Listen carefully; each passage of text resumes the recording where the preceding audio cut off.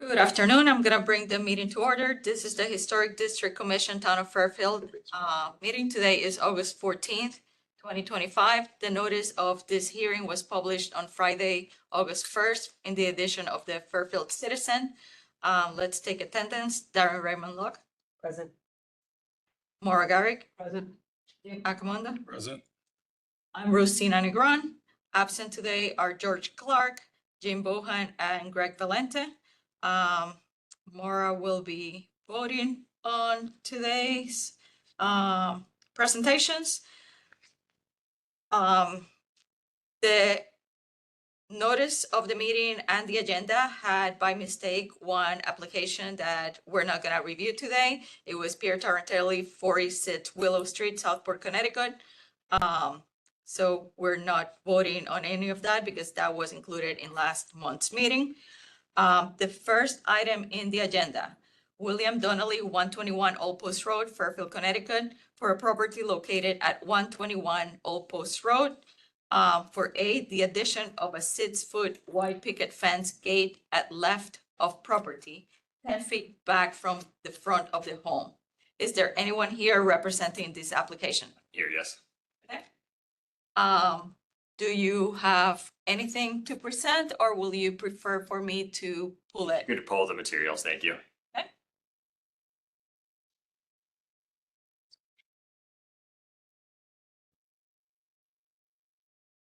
While you're pulling that up, I can hopefully describe it. It should be relatively quick. If you first state your name so that we can have everything and.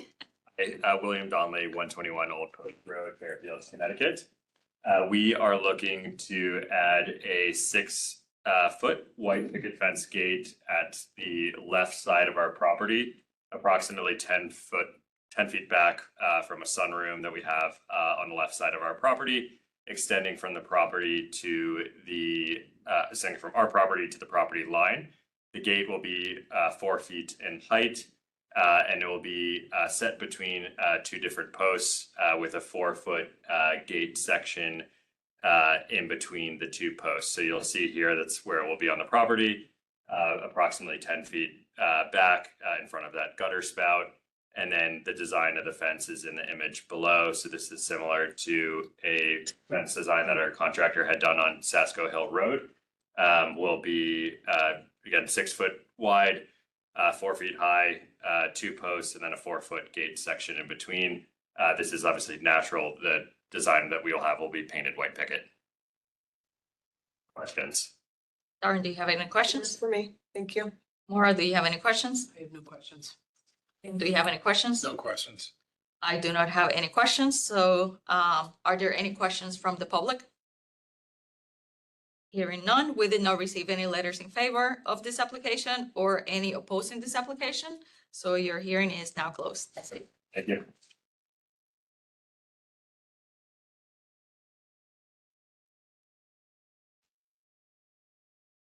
The next item in the agenda, I will note that it seems that Jim Bohan is present at the moment. The next item in the agenda is 163 Harbor LLC for 163 Harbor Road, Southport, Connecticut, for a property located at 163 Harbor Road for A, changes to the previously approved deck railings, and B, changes to the previously approved chimney caps.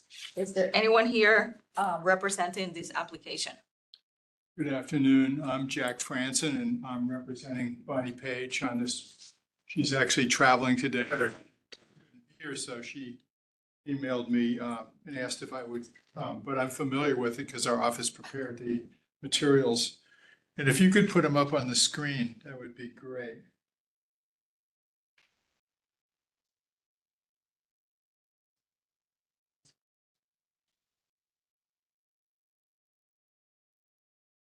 Property is located at 163 Harbor Road. It's on the corner of Harbor where it basically turns east to cross over the Mill River. So it's visible from Harbor Road and from Harbor Road and from the harbor, because the back of the property faces the Mill River estuary. And the railings that we're talking about are all on the rear of the house, overlooking the harbor. And what the applicant, what my client wants to do is to get approval for converting those rails to cable rails, which are wood on the top, wood posts. Actually, the wood posts are very similarly positioned to where they were in the previous application. But the railing system itself would be horizontal stainless steel cables. And submitted some pictures, but I actually went around and there's a couple other properties that have these, and they're both on Harbor Road. I think the one that we submitted was at the end of Harbor Road past Ye Yacht Yard. But then there's another one on my building up above the Tide Mill on the third floor. And I guess, yeah, that's one of them. And then there's another one on the boathouse, which was the original yacht club in Southport. So all these examples are either right on the water or very close to the water. And the second part of the application is to add a cap to the two chimneys. The cap would be bluestone. And the height of the chimney doesn't change except for the cap goes on top of it. So the part where the flue comes out, that height stays the same. But we have added another band of brick in the plans. The previous plans just had bands of brick at the top. And the brick would be the same brick that we got approved. And everything else is the same. Didn't answer any questions that you might have. Darren, do you have any questions? No questions. Laura, do you have any questions? We don't have questions. Jim, A, do you have any questions? Jim Bohan, do you have any questions? You're muted. You're muted. You're muted.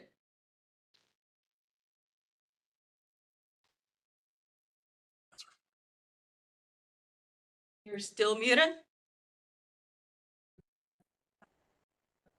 We've had that problem before. Yeah, he's just, he can click off the.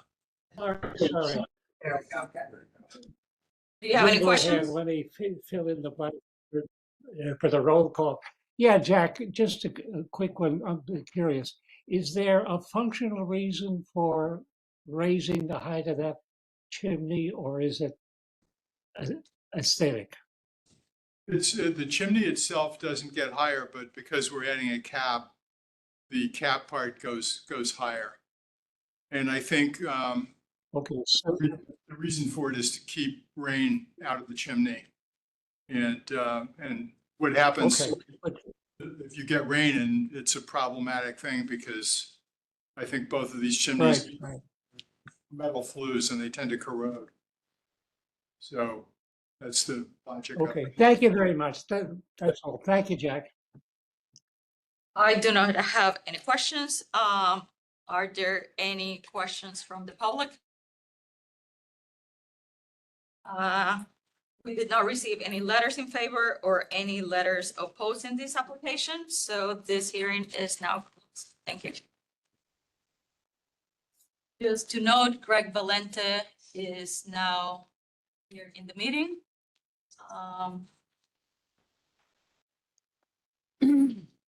The next item in the agenda is Libby McKinney Tischler, 271 Westway Road, Southport, Connecticut, for a property located at 271 Westway Road to replace asphalt shingle roof with cedar shake roof. Is there anyone here to present this application? I'm here. Libby Trichler.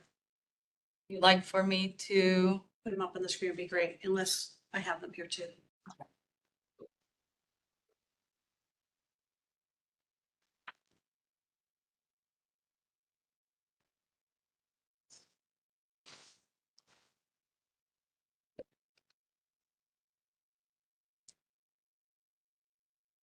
So I had a 38-year-old roof that needed replacing. It was asphalt and I changed it to cedar shake. And I did not come forward here beforehand. Embarrassingly enough, I didn't really understand that everything existing, just changing what was already existing needed that, to be honest with you. So it's a little bit after the fact. As you can see, the roof has been done. They've given samples of the cedar. I got information from the builder who did it. And I'm hoping everyone appreciates that I spent $20,000 more to put a roof on that Southport may appreciate more than asphalt. I don't know. Any questions, Darren, No questions for me. Maura, No questions. Greg, No questions. Team A? Team Bohan? No questions. Good luck with it, Libby. I have no questions. Are there any questions from the public? Hearing no, there were no letters in favor or opposing this application, so this hearing is now closed. Thank you.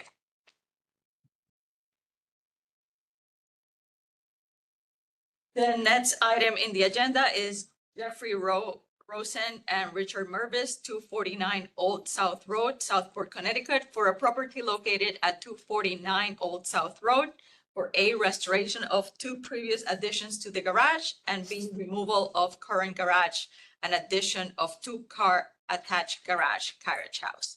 Is there anyone here representing this application? Jeffrey Rosen. I didn't realize you could pull it all up on the screen, so I printed a little bit more. I appreciate With a little the. bit more photography and some boards. So could we pull it up on the screen?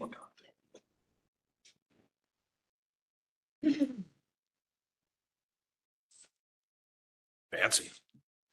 I tried. I can't trust my correlations. Oh, sorry, Christina.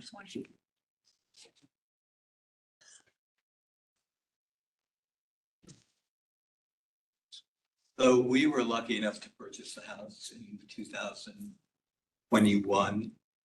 And then 2 years later, we're able to get a piece of the adjoining property on Pequot. So the house had a little bit more breathing space. From the beginning, we were always thrown off by the addition that was done in the 80s, which is a 2-story addition in the back.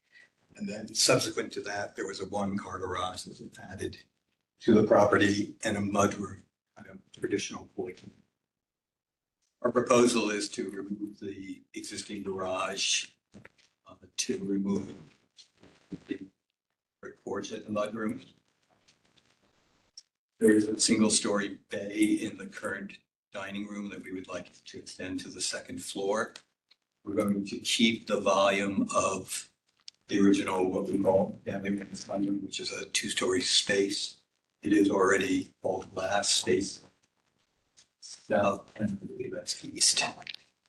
And then we would like to add a 2-car garage, designed basically as a carriage house or barn structure. It'll have unfinished space above it currently. We are planning to live here permanently later in our life, so we're looking to create a home that we live in. I've done a lot of research on the house. We've done a lot of restoration to the front of the house. I keep it up to speed to replace the roof last year. So the notion is, I don't want the house to feel like it's a jumbo house. The idea of the appeal of the garage looking like a barn, which is typical for Southport, typical for New England, was appealing, and we worked with an architect who had done a similar addition, which is in that active house. So the barn would be clad in board, so it would be washed the same color as the house. The roof would be the same shingle as the house. All the windows would match the existing windows of the house. The 2-story space moved the glass around a bit, but it's basically in the same location that it is now. As I'm sure all of you guys are aware, there's a large house going up next to us. Part of the genesis of this design was to have the garage give us a little bit of privacy from that property. The driveway is going to stay where it is. We're going to create a secondary turn to the right so that two cars can go where they are now and two cars can go to the right. The existing pool is going to stay where it is. I'm sure, I don't know who's been by or not. We've certainly landscaped the house and will continue to landscape once this is up. But the idea is really to respect the house, to detail the addition that was done before in the 80s in similar language that the current house is in. So all that detailing will match the brackets, the roof lines, the overhangs, all those pieces. I think that's it. Darren, do you have any questions? No questions, a couple comments, or well, one main comment. I very much appreciate how much thought you've put into researching that period of architecture. So that speaks volumes, of how much you love the house and love the period. Usually we don't always see that level of thought. So I appreciate it, and I just wanna acknowledge that. That was really my one big comment. Maura, do you have any questions? Just a curiosity question, having been on the property, and I fully realize the house going in next door. So with the extension of the garage, how close are you then to the line? We're still within the setbacks because Yeah, I'm sure you are, but I'm just curious visually. I can't tell you the exact, I probably could look up. We added a back to the original property line. Okay. The new house. How much, 4 feet? 40. 40, okay.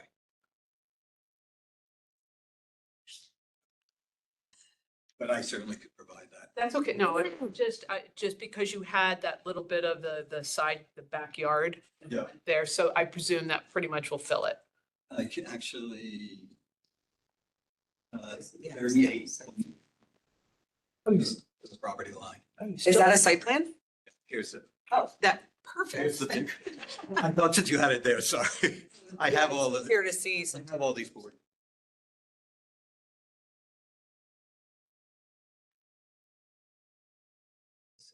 This is where I'm sitting. Yeah, so this is going to be the new turnaround. So you still have all this, Yeah, okay. yeah. Perfect. Okay. Thank you. That's it. That's it. Greg, do you have any questions? Yeah, I went by the property the other day. That was me who took pictures.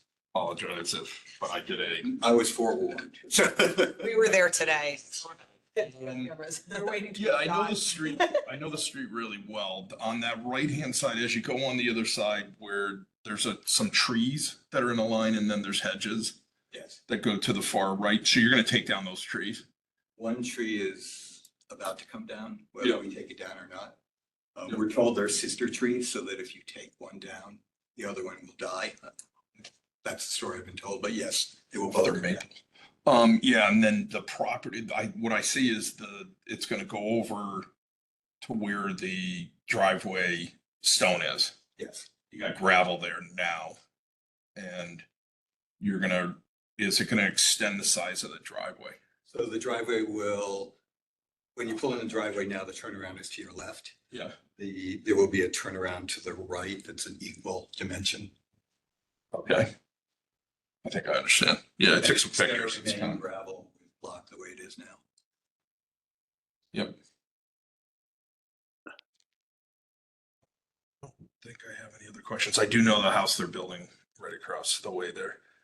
But that house is set back somewhat Yes. compared to yours, almost like it's on the other side of if you're in the front. No, I mean, the house is beautiful. We're very fortunate to have Yeah. a nice house next door. The elevation is a bit high, but. Yes. Yeah. But this is life. Yeah, it's like 3. In 2 years, it's going to be done and it'll be beautiful and life goes on. Yeah. All right, great. That's it for me. Team A? Done. Good. Team Bohan? Do you have any Yeah, questions? just repeat Darren's compliment. Nice job. Thank you very much. No further questions. Thank you. My only question or comment is that the driveway was not included as part of this application.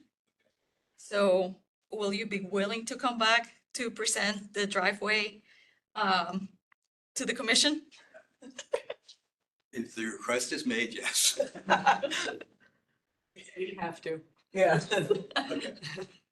I don't have, I've not done this before. It's okay. It happens. It's not a big problem, not a big deal. I don't have any questions other than looks fantastic. So are there any questions from the public? Hearing none, we did not receive any letters in favor of this application or any letters opposing this application, so this hearing is now closed.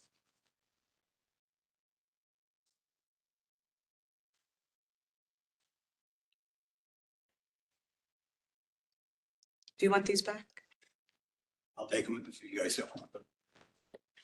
Thanks. Thank you for doing that, though. The next item in the agenda is Christina and Jason Landon, 766 Old Post Road, Fairfield, Connecticut, for a property located at 766 Old Post Road. A, existing fieldstone path be removed. B, realigned fieldstone path. C, proposed bluestone fieldstone path. D, proposed brick seat wall with bluestone paving. E, proposed bluestone fieldstone terrace. F, proposed bluestone treads brick risers. G, proposed outdoor kitchen with grill. H, proposed bluestone terrace. I, proposed extension of brick wall. J, proposed wood gate at parking courtyard. K, proposed double wood gate at front yard. L, proposed removable gate and realigned pool fence and gate, and proposed deer fence. Is there anyone here to present this application? Yes, I'm Regina O'Brien, principal of Threshold Landscape Architecture, and I'm representing Jason and Christina Landon, who live at 766 Old Post. And I'm going to be hands-on. I did put a little bit of color on here, so just thought it might highlight some of the areas that we're proposing. Beginning in the front, there's an existing granite fieldstone stepping stone path that leads from an existing gate, leads to a hedge, so it's not conducive to any walking or at this moment. So we just want to pick those stones up and then realign them, existing gate, to an opening we have in a hedge. And at that opening, we are proposing another gate, which will match in style and dimensions the existing gate here, with the exception of the post caps, which will match the post caps on this existing fence. And then at the back of the house, there's an existing bluestone terrace where we're proposing to extend it at the same elevation along the back of the house. It would end at a brick retaining wall, which from this side, only the brick would be exposed. On the other side would be an outdoor kitchen counter with appliances and grill. And then stepping down from there, 3 steps with brick risers, bluestone treads, to another bluestone terrace, sitting terrace. And the materials we're proposing here are the bluestone, and then integrating within that fieldstone paving to carry the vocabulary of this existing slate and granite terrace here all the way through on an access to a destination at the end. And this is the brick seat wall, about 22 inches high. It will be worked into the grade, so it's not higher than the elevation on the backside, with bluestone paving at the base.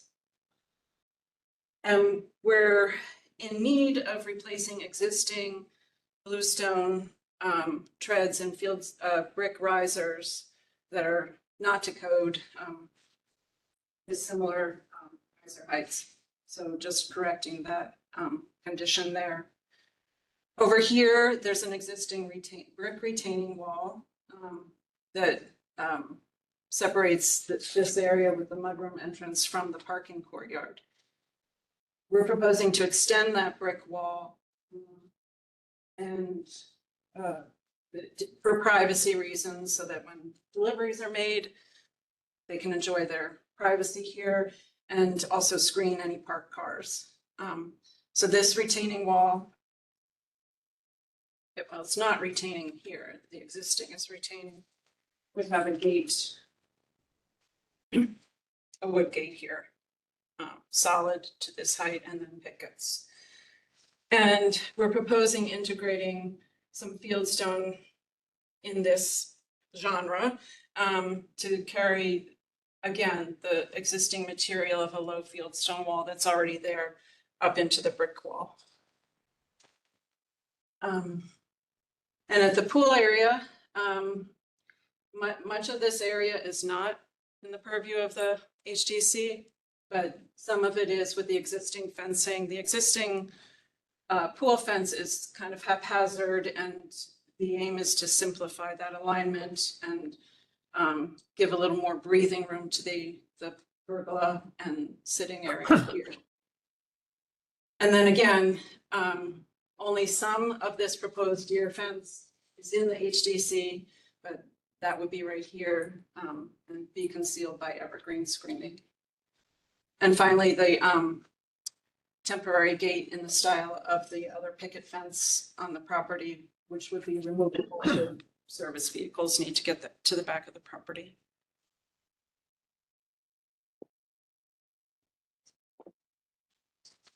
Darren, do you have any questions? No questions for me. Or do you have any questions? Just to clarify, so the property on the other side of the hedge that has the deer fence is a neighbor? Correct. And the deer fence though is on this property? Correct. Greg, do you have any questions? How many questions? A? Just keep the bunting. Looks great. Jim B? Yeah, that photograph of the brick and fieldstone wall. I've never seen a wall like that. It's very attractive. It's labeled a precedent photograph. What do you mean by, is that a photograph of a wall on the property now? No, that's a wall. It's beautiful. Yeah, it's at Naumkeag by Fletcher Steel. It's up in Massachusetts. Okay. Are you going to put a wall like that somewhere on the property of that size? Not Sorry of, if I missed it. not of that scale. It's going to be the extension of an existing brick wall. Okay. The photograph looked. Never seen a wall like that, and it's very good looking. Thank you very much. No other questions. I do not have any questions. Is there anyone from the public who has questions? Hearing none. We did not receive any letters in favor of this application, nor any letters opposing this application, so this hearing is now closed. Thank you.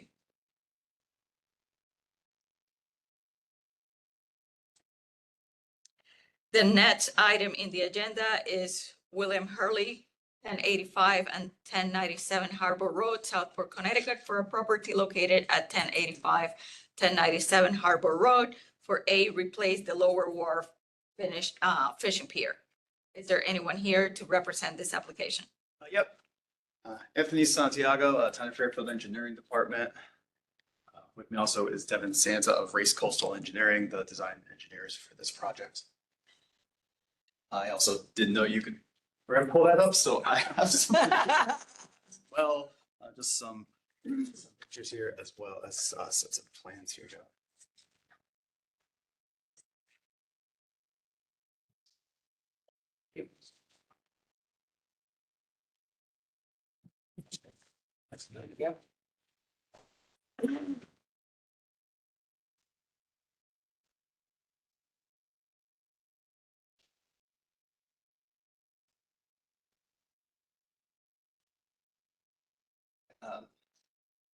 Fairfield is proposing to replace the lower wharf.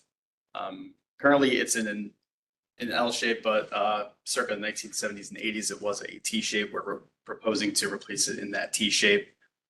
Similar materials will also be a timber pier as well. Town received a grant from the state to cover most of the cost of this project. And as of now, we've received all environmental and zoning approvals pending a GAM approval, which the meeting for that will be on Tuesday. For any other technical questions, I have Devin here to help me out.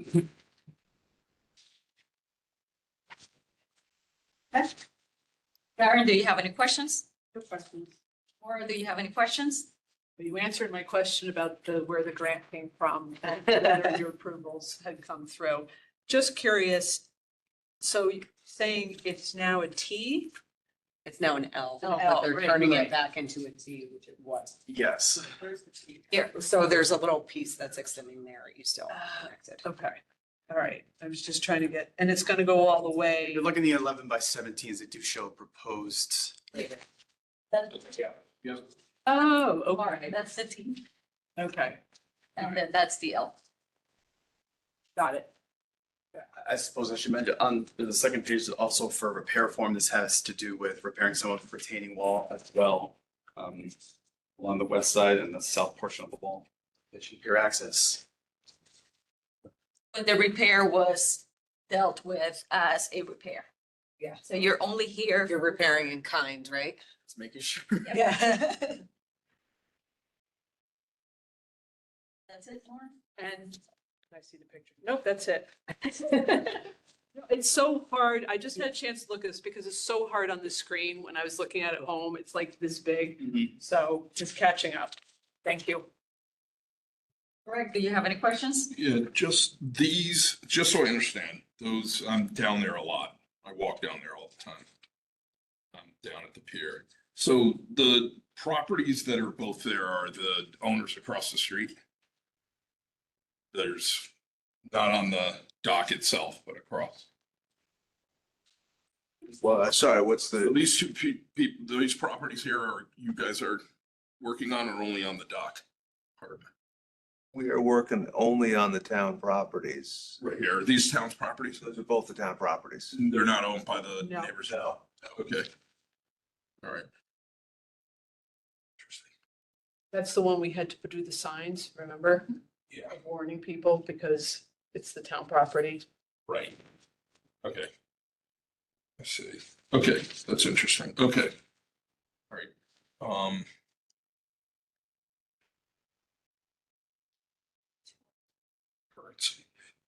Okay, I think I don't have any more questions. It looks like you guys are gonna build it out. How much further? Same distance the other one was out. It's not, Just to the end of it. it's not, yeah, it's not going any further offshore than the old one was. It's gonna be reconstructed to the north to follow the old limits. They were marked with piles. They never took the piles out. They just took. Oh, they're still there. Yeah, but even to the north, even when the southern portion was still intact and people were using it, fishing off of it, the northern portion still had the piles, didn't have the superstructure.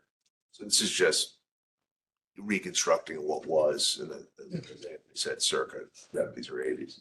It was bad.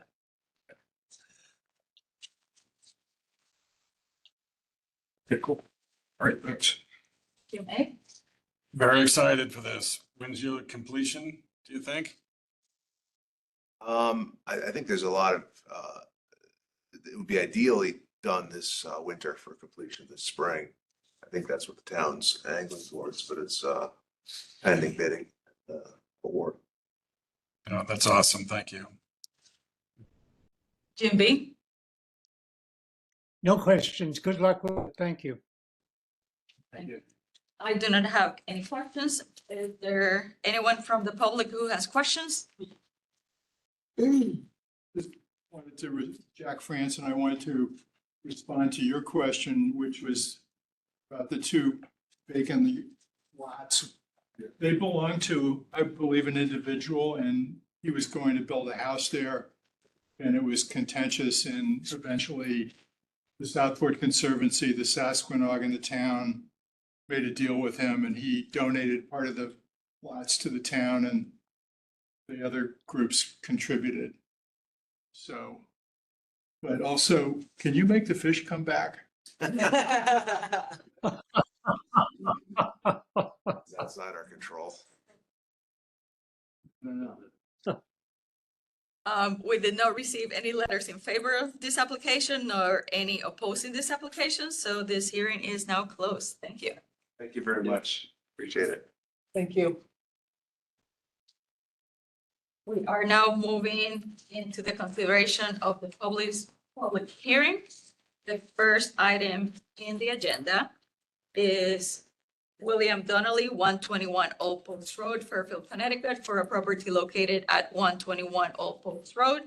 For A, the addition of a 6-foot white picket fence gate at the left of the property, 10 feet back from the front of the home. Is there any motions? I'll make a motion to approve as submitted. Second. Are there any discussions? I think it's tasteful. Okay. It's appropriate. Let's take a vote. If there's no any other discussions, all in favor? It passes. Yes, You are not voting on this one, Jim.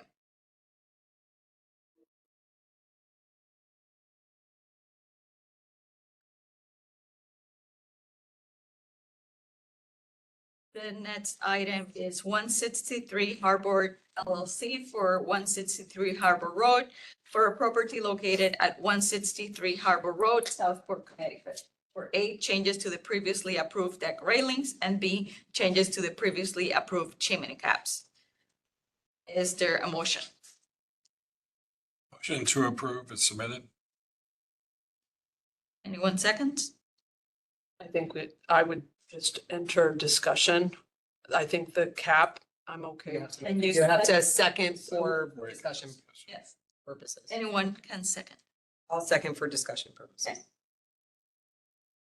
Now go. Let's go for the discussion. Okay.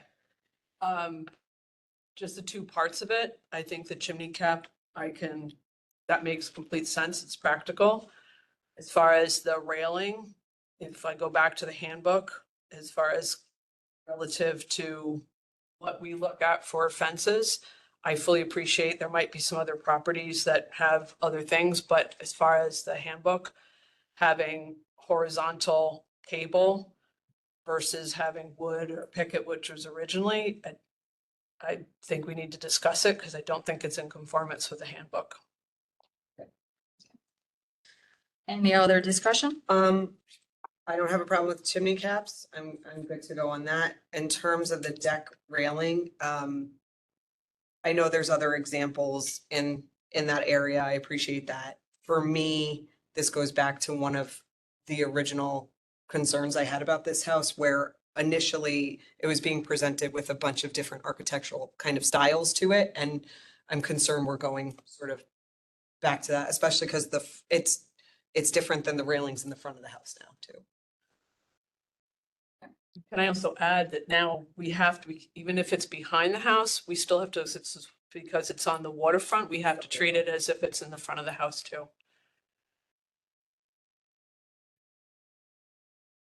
Anyone else? Let's take a vote for the motion that was presented, A and B, as presented. Anyone in favor? Anyone opposed to, this? So the motion does, He just did if he is. No, it's Unless just- it's us. Okay. it's just the four of us, because Maura is the alternate for the Right. entire. Oh, okay, okay. Yes.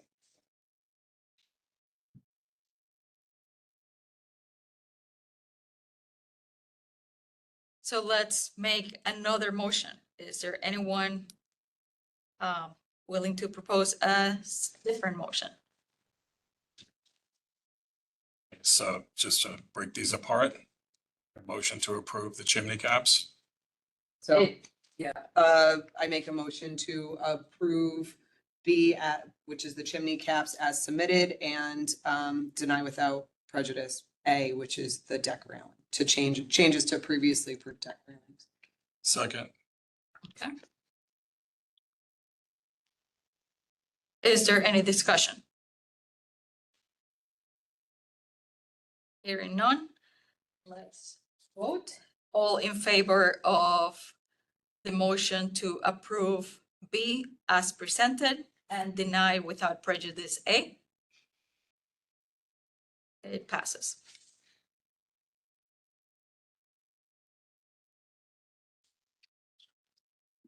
Next item is Libby McKinney Tischler, sorry. 271 Westway Road, Southport, Connecticut, for a property located at 271 Westway Road. A, to replace the asphalt shingle roof with cedar shake roof. Is there a motion? I'll make a motion to approve as submitted. I'll second it. Any discussions? Good. Okay. Let's make a vote. All in favor? Motion passes. Am I voting on this one, Rosina? Sorry? Am I voting on this one, Jim? No, we're doing so that only one alternate votes for everything in one meeting. Maura was the one here, early on when we began, so she was designated as the voting. Okay. The next item in the agenda, in the voting is Jeffrey Rosen, Richard Mervis, 249 Old South Road, Southport, Connecticut, for a property located at 249 Old South Road. For A, the restoration of two previous additions to the house, and B, the removal of current garage and addition of two-car attached garage carriage house. Is there a motion? I'll make a motion to approve as submitted. Anyone second? Second. Any discussion? So my one thing, I love the amount of thought you've put into this. But my one thing is based on Secretary of Interior standards, usually the new additions are supposed to look substantially different than the historic. In this particular instance, I think this looks really nice. That's my one thing. Okay. And the only reason I bring it up is because the use of the word restoration on the agenda. So is that a semantics? It's not, well, so restoration to me is you're kind of fixing what is existing. Right. We're not fixing what is existing. We're making it look more cohesive.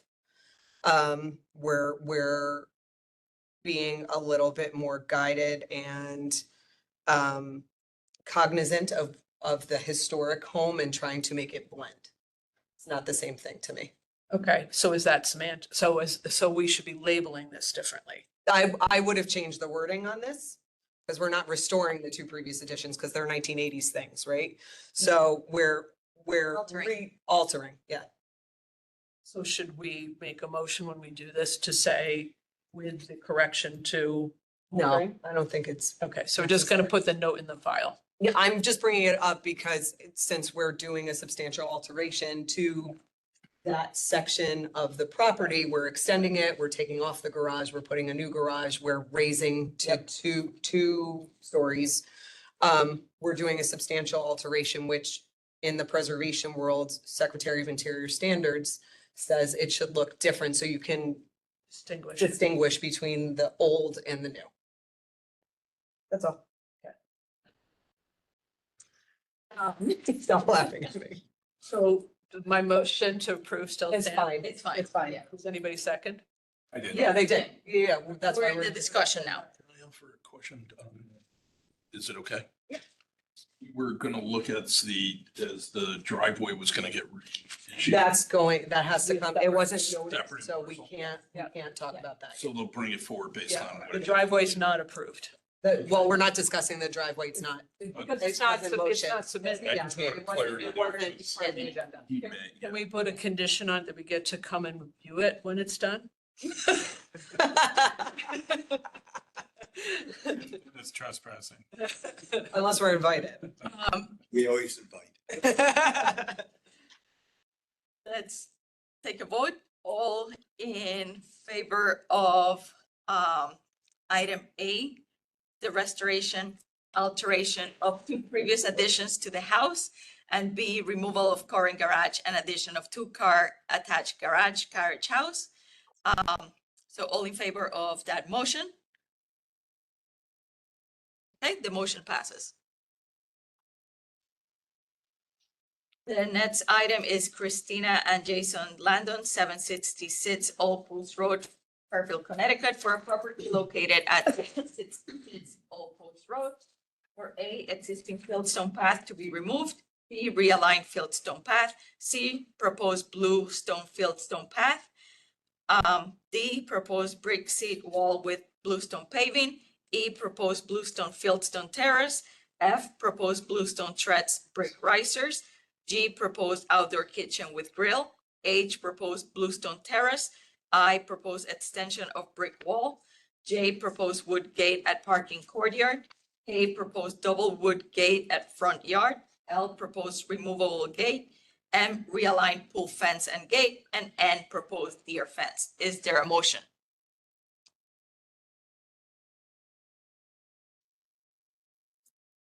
I'll make a motion to approve as submitted. Anyone? Seconds? Second. Any discussion? My point is, we were just saying is, are there pieces of this that we can't actually see? And should they be part of it? Should we be breaking it? So I actually walked the property with the presenter. And if you took into account that there were no trees in the property, you're able to see most of what was presented, especially as it's in the corner of Old Post Road and West Morgan. So it's completely open, not taking into consideration landscape. When you say most, what are the parts that you may not be able to see? Because I thought since it is on the corner lot, not taking into account vegetation, you could see it all. Basically, yes. Let's see, 766 again.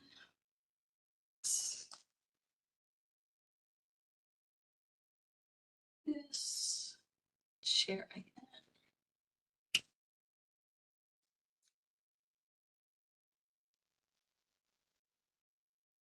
So if you're standing here, or if you're standing down here, which is where West Morgan is, you can see everything. Okay. So you need maybe a magnifying glass and binoculars. Yes, you might, because it's all kind of low. But following what we are doing, everything was visible. Okay. Fair enough. I just didn't want to include it if you really couldn't see it.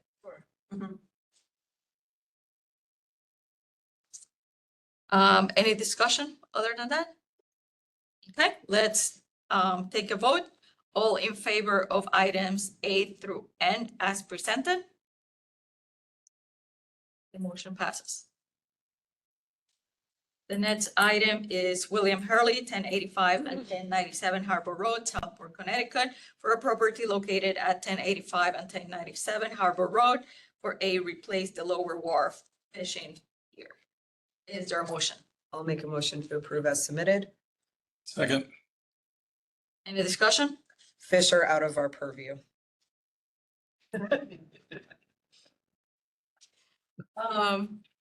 Let's take a vote. All in favor? Motion passes.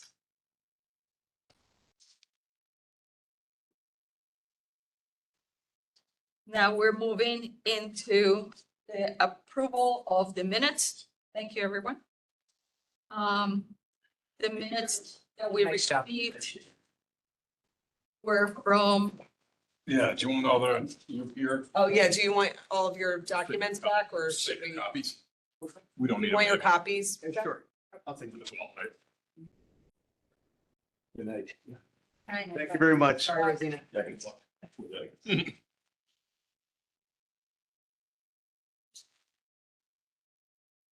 Thank you. Thank you.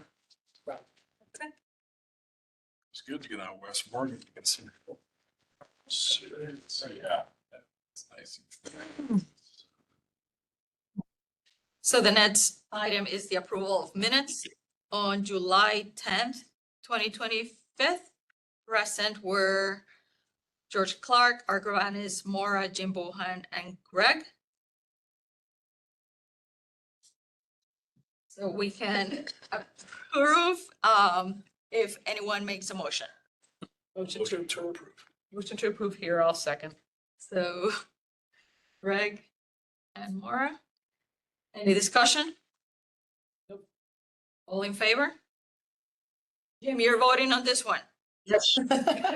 Yes. Thank you. It passes. The next item is on the chairman's report. There were 3 repairs this month. One was 1097 Harbor Road, the retaining wall that was briefly discussed in the last presentation. The next one is 996 Old Post Road, which is a roof, repair in kind. And the next one is 2736 Bronson Road, which is the Greenfield Hills Cemetery, which we had a pre-application and we had a discussion. They are replacing the terracotta tiles with terracotta tiles, and they are replacing the parts of the rotten wood in kind. So it's repair in kind, and they're gonna move forward with that. So those were the 3 items. Demolitions. The Greenfield Hill, the GVIS, the Yes. gate, like a little entry. Yeah, a little around the corner from there. Okay, yeah, that's been on the docket. The next thing is demolitions. For demolitions this time, I wanna share, Oh, do you have pictures? yes. Look at you, seeing impressive. Figured it's confusing enough to see the addresses. Yeah. So this way we can have a more educated Discussion. discussion. So the first demolition is 205 Glen Ridge Road. It's this property. Point of clarification, these are all 50 years or over? Okay. Yeah. Do we have dates on these? Look them up. It's okay, if it's no, we Yeah. know. Just a quick question, regardless of the historic district, this is outside the district, but over 50 years, it falls within our district jurisdiction. We're, Got that. what do they call, we're, I can't think of the, notified something or others. Yes, they notify us for anything within the town that exceeds. And do we have any, can we uphold a demo delay? What's our jurisdictional? I will need to look into that. Because that would be nice to know if we can uphold Yes. some sort of delay if any of these properties are potentially really significant to give us time to either document them Correct. or, you know, in this case, just asking if we. And which is what we did With that with other North um, Benson, the yeah. South South Benson Benson. one, yes. So this is the first one. Yep. The next one is 709 South Pine Creek Road. The next one is 101, 103 Forest Road. And the last one is 540 Wormwood Road. So these were the ones that were provided for us. I have 2 more that will be included in next month's agenda that came in August. So that's all for demolitions.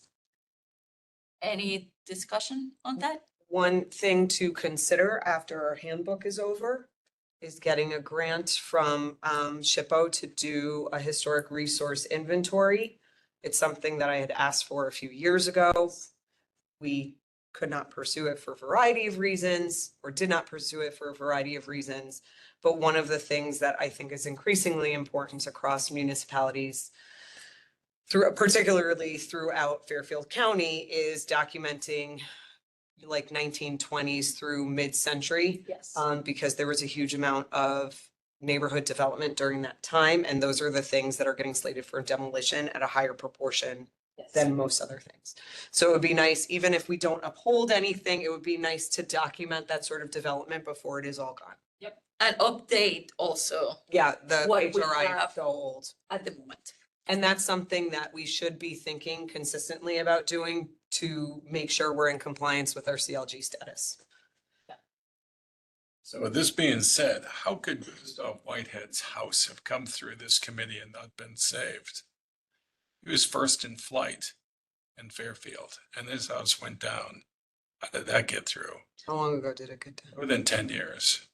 We don't, so I wasn't on the commission, I can't answer that, but right now, we don't know that we have any jurisdiction. That's kind of my point. Yeah. Obviously, even if we went unanimous, that thing went down. And Well, so that's one of the reasons why I asked about the demolition delay. Other municipalities in and around Fairfield County have various demo delays that can help them uphold and save, at least try to save houses, and work with owners. So for example, Westport has a 180-day delay, so they can uphold a 6-month delay, work with the owners to either save the house, move the house, document the house, whatever needs to be done, and have those discussions. Right now, I don't know that we have any jurisdiction to do that. yeah, also And one of Sturgis Barn, remember, right behind the high school. the other thing about this is part of the HRI. When HRIs are done, one section of them should be recommendations for state, national, and or local designation so that we can be, as a board, a little bit more proactive about working with different people to try to save houses or recognize houses of historic value, either on state or national, which puts no restrictions on people. To advertise the state historic tax credits, which can help save or make people more apt to save houses. The other thing that we could think about, and I would recommend us looking at them, is that places like Westport again have something called 3218, which is, it's a zoning law, which gives people relief from certain zoning regulations if they're saving auxiliary property, auxiliary buildings. So if there's a historic barn or a historic carport or a shed or something of historic value, they can get relief from setbacks, coverage, footprint, all of that stuff, if they're incentivized to save that property or save that building. So in Westport, a lot of people have converted their barns to ADU. either ADU, or sometimes it's just an outside work space, a home office. So there's ways to incentivize, and by doing the HRI and starting the process of looking at what our jurisdiction is relative to demos, we can start thinking about things like that and being a little bit more proactive about saving or working with homeowners and making us a kind of more friendly board to like be approachable. And we need to, Sometimes people don't know. Well, that's the thing. And I don't think Fairfield has a lot of that infrastructure put in, but it also means we need to have a really good relationship with PNC, Yeah. building. And I think, starting those discussions is the first part of that. So with that, let's move into, there were no violations, old business, the handbook update. We received, The first full draft. kind of like the First full the draft. handbook commission or subcommittee received the draft and we've read it. It seems very good. I believe we are almost at a point that we can perhaps share it with the commission so that commissioners can provide some comments. So we'll try to do that in this next month so that we can actually have something by September so that we can move forward and start, let's say, engaging the public in also some comments. So, so that's the handbook so far. And the next item as old business is 515 Stilton Road that has gone through 2 RTM meetings so far, and we are heading into our 3rd next week. I'll be attending. We are first or second on the agenda. And after that, if that passes, we go into one more RTM meeting for them to finally vote that a property that is historic can be designated as locally historic. So close. So I can almost taste it. that is that. Any new business? Just a question regarding on the handbook. So I've seen in my time here where we're black and white, but we also go gray on certain decisions. What determines that? Is that a personal preference? Is that because, so for example, I agree with that. I go by that property with that proposed little iron, what is that little thing, fence all the time. I take my boat down there actually at high tide to the mill. And so I've always felt bad in the fact that the house is underwater on king tides and other stuff. So I'm really glad they're kind of fixing all that. So, but I've seen those fences around so many times now, even in the historic district, they actually look really neat. So that's a gray area, yet we cite the book, but then in other places we just go gray. So I'm wondering what's the kind of the criteria in here where we go gray or go back to the book? So basically, hopefully with the new handbook, it will be more consistent for everyone to have what should be the goal of each thing that we look at and the recommendations of what we should be thinking about. I think we always should have, because we're humans and that's a book, that we always should have a gray area regardless of what the book says. We should have a common sense factor, like with the Episcopal Church. Yep. You know, in the sense of Belgian block versus, I can't remember what the other block was. Cobblestone. Cobblestone. Yeah. Especially when it's sticking this far out of the ground. I still am amazed the fact that we overturned it and yet they stayed, no, we'll just do it. I mean, when I think about the outreach money that could have gone to, but that's their decision. I just want to go, because I'll always vote, I'll have the book in my head, but I'll always vote kind of common sense in the sense of what I think is common sense. So just to let you know it. I mean, I'd always go with what the book says. Because some things are, like I've driven by that cemetery entrance all the time. Thank you. I driven by that entrance all the time and I'm thinking, and I came over, you know, one of the comments was we sourced a similar slate. You can find that like at a place in Texas, you know, great from a reference standpoint, but yet I'm thinking this thing is about the size of this table here. It's got a roof here, it's half down, it's half fallen down, et cetera.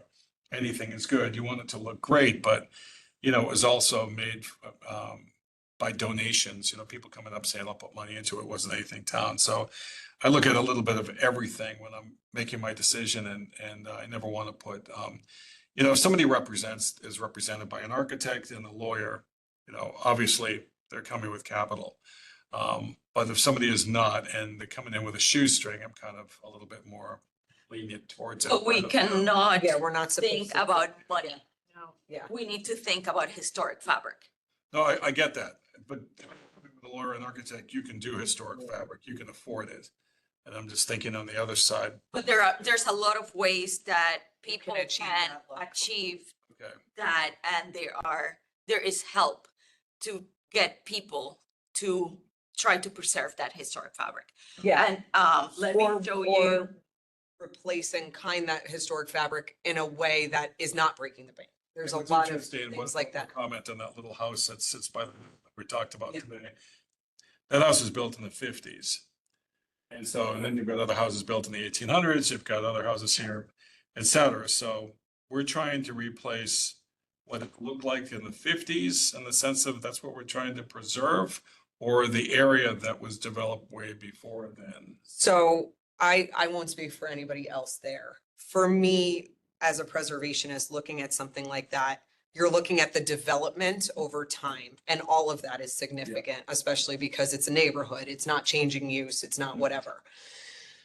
The house that is there now is not ostensibly what was there in the 50s, and I understand that. I wasn't citing the handbook on there because while I understand your point, I do think it's a bit of gray area. It doesn't say wire fences and whatever, and I made a note to talk about that for the handbook.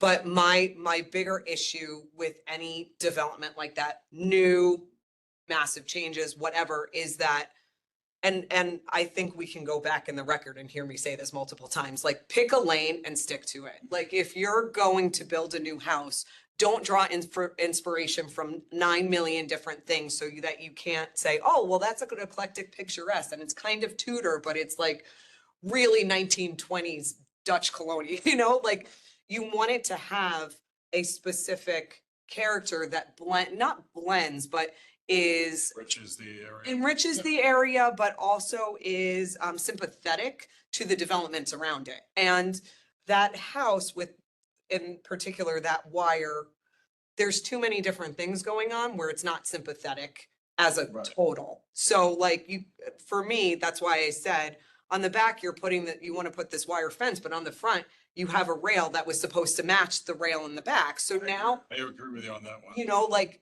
and that's why I was like, I understand why you're doing it, just pick a lane, because to me, it's two very different architectural types. And, you know, if too much of that is allowed, we're going to have this hodgepodgey kind of vibe to an area that is extremely historic and does have a very distinctive developmental character. So I lead with that kind of thing. So our handbook right now is problematic, which is why. And I agree with that, but you know, I would just say, whether it was the wire combination, it was just, and I think they're really pretty. I mean, they're really pretty down the beach. Yeah. But it just felt like in that area, the point is also it's supposed to be cohesive, and it just it feels modern. Yeah. Right. And there are things that, you know, have come before us, and I keep my personal, you're supposed to keep your personal preference out. There are things that come before us that is not my taste, not my taste at all. But if that's the cohesive presentation and it fits, by all means, go for it. You know, if that's a. The other taken back is the whole thing needs to follow in suit like cohesively, as opposed to. Piecemeal. It Exactly. has to be appropriate, yeah. Well, I think one of the questions you have is the ability to make modifications within the handbook in order to adjust for the gray discussion. I think we, as an organization, seem to come forward with that based on our experience, what we've worked on. I don't think you're going to be able to get a handbook that, in my opinion, there's some aesthetic things there that we're just going to have to rise and say, how do we want this to look based on what's in? Now, there's certain materials and everything, but if we write a handbook that allows for maybe structure to that gray workflow, it's really hard to do that based on the fact that we as a group look at it and go, okay, wait a minute, that handle, that aesthetics, you know, I was okay with the garage. I spent the time walking the neighborhood, looking at every other garage in that neighborhood. Yeah, no, I've been to that neighborhood a ton. And Yeah. they're rustic barn looking. Yeah. They're not like that. Yeah. That's a framed out modern, there's a window on the top. There's some framing in the way that the roof line is.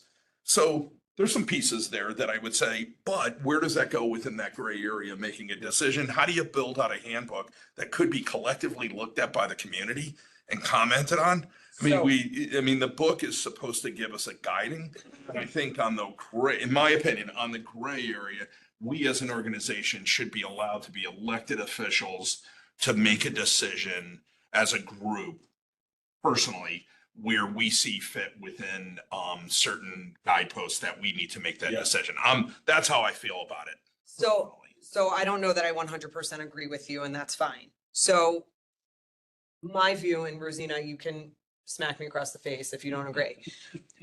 So the person we hired to redo the handbook is a historic preservation specialist, just like me. He has done 1,000,001 handbooks, or quite a few, particularly in Massachusetts, which has a very stringent SHPO. And so one of the directives he was given is make this handbook better for those gray areas. And he really took the Secretary of Interior standards, which is like the baseline standards, is the Bible for historic preservationists and historic preservation architects. That takes out some of that gray area, which is why I brought up when that gentleman whose name escapes me right now with the house and the barn, and I said it's not really a restoration, it's an substantial alteration. Like, that's why I brought up Secretary of Interior standards. in theory, if what he was doing went to Secretary of Interior standards, it shouldn't be so cohesive because you're supposed to be able to distinguish between, old and new. So some of that gray area is taken out if we're following Secretary of Interior standards. So we're trying to get the handbook to not only take into better account the state statutes, which are supposed to guide us, and which has been hairy in the past, not so much recently, I like to think, and the Secretary of Interior standards, so that we're more in line with what other commissions are doing and what we're supposed to be doing. Yeah, and by the way, I think there's a certain bit of cleanup that's gonna happen within the handbook based on the gray area. You're making it 100%. darker. You're Yeah. making it darker. Congrats on that. I think Yeah. that's gonna be good for the handbook. Yeah. We'll all have an opportunity to look at it. However, there's been a number of years that builders, people have done stuff to their home in this town. 100%. And I believe personally that we'll never be able to get through that gray area. People are gonna be bringing things forward to us and we're gonna look and go, wait a minute, it doesn't follow our better handbook. However, we're gonna have to make a decision. But I mean. You know what I mean? The handbook, Books are supposed to be redone every 10 years. So, like, And we can't get caught letting that all be precedent. no. that's fine. We won't be able to get it, clean it up as we just we make choices almost every single week that are slightly, they're darker and we try to work within our handbook. But my point is that there are some gray areas that we just continue to make. And in areas where we decide, okay, based on what we know, this is our recommendation. Based on, we brought up the fact that the person didn't take into account the change of the driveway. Now, what happens to that driveway after they build? Not sure. Now we know because they're gonna be bringing it forward. It will fall within the handbook. I'm okay with that as long as we sweep up some of that cleanup. I just think, I get this odd feeling that there's gonna be consistently a little bit of gray, maybe meeting to meeting. Well, I mean, But that gray will be improved in the next iteration of a handbook. and Live with that. part of that too is, this was his first time here. There are people that, there's been a lot of turnover because of COVID. A lot more people have been moving to this area. A lot of these people, it's their first time in a historic district. The handbook will allow us to establish some sort of rapport and relationship so that we can help people be better stewards of their house. Like, that's what the whole point of this commission. Right. And on top of that, you have to add in the layer of certified local government status, which we have. That there are certain things that we're supposed to be doing. For people that don't work in historic preservation that are on the commission, we're all supposed to be going to training. So that some of those gray areas are easier for That's fair. people to navigate. That's fair. There's a little bit of pressure on that in order to elevate that. In SHPO. Instead of personal preference. Yeah, and SHPO does two trainings every single year. I go through training all year long because of what I do. And Rosina too, but we need to, as a commission, be going to those things, not Yeah. CWIP. Or bring. But I know Mike Julius, he's a friend of mine. He sends this to me and I go, well, I can't go. no, that's Connecticut women in It's like we're agreeing Or we can bring the training. for everything. We're making We'll also establish the training. the handbook better. Yeah. It needs to be better based on where it is. I read it and I was just like, wow, there's just too much gray here. Yeah. So it is gonna get better. And it's just gonna take some time. There is HDC training, which we should set up. I've been meaning to talk to you through CT preservation. And then based on what you were saying of the Sorry, we're Greenfield running a Hill, little long. We'll be Take your time. too soon. Yeah. If you'd like me to wait outside, that's fine as well. No, you're fine in here. You're fine. kind of based on Yeah. the Greenfield Hill, so this is the condition at the moment. Yeah. That's just by there. These are the tiles that they were able to procure. Awesome. So Yeah. in saying that we're gonna change this to be asphalt shingles, Yeah. I think that will I'm- had been a Asphalt. very, very negative thing. Even, Changing the their architectural style of what. it's a Initially. different material. Yeah. So the material is available out there. So it's just a matter of finding it. And to that saying, I don't know, I wasn't in this meeting, so I'm not gonna respond to this, but I think it was terracotta title. Yes. So for terracotta tiles, There's other they're very expensive, and I understand that, but there are other things that mimic terracotta, Cascata being one of them, that SHPO and other state historic preservation offices approve as a substitute that are cheaper. So they're, you know, if they come to us, we can talk through some of those options and guide them to the different places. And state historic preservation tax or historic home tax credits are really good for people who are on the state register. It gives you 30% back of hard costs of construction. I use them all the time for my house. I know, I'm sorry. Throw one quick one out at you, and then that's it. I'm done with questions. Okay. So we had individual comments.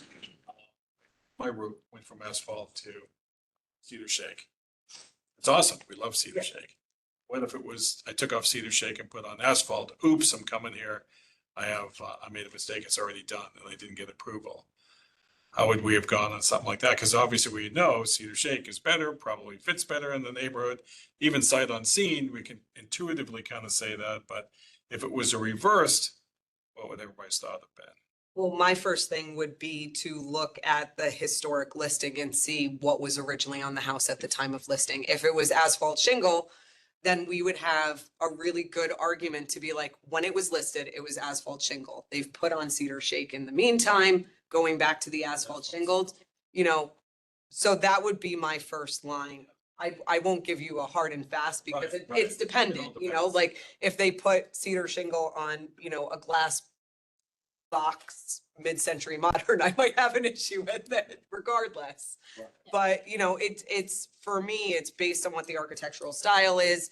Is it appropriate for that architectural style? Is it appropriate for the neighborhood? And what the character defining features of that neighborhood were at the time of the listing.